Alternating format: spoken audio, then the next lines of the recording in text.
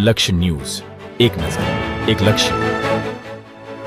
મહિલા અને બાળ કલ્યાણ રાજ્યમંત્રી ડોક્ટર મનીષા વકીલે સુરેન્દ્રનગર જિલ્લાની મુલાકાત દરમિયાન આજે સામાજિક ન્યાય અને અધિકારિતા વિભાગ દ્વારા સંચાલિત સરકારી ચિલ્ડ્રન હોમ ફોર બોયઝની મુલાકાત લીધી હતી.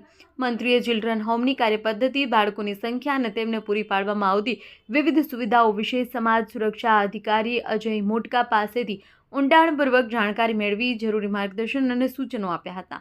મંત્રી ડોક્ટર મનીષા વકીલે બાળકો સાથે સ્નેહપૂર્વક વાતચીત કરી તેમના અભ્યાસ અને હોમમાં મળતી સવલતો વિશે પૂછપરછ કરી હતી.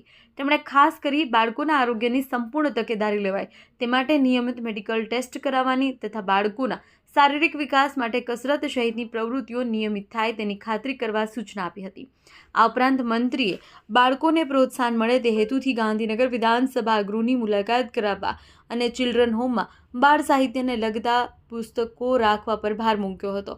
તેમણે બાળકોને કોઈપણ પ્રકારની તકલીફ ન પડે તે સુનિશ્ચિત કરવા સંબંધિત અધિકારીઓને જણાવ્યું હતું. આ મુલાકાત દરમિયાન નાયબ મુખ્ય દંડક જગદીશભાઈ Makwana, Varshaben Doshi, ICDS programme officer સહિત સંબંધિત અધિકારીઓ ઉપસ્થિત રહ્યા હતા.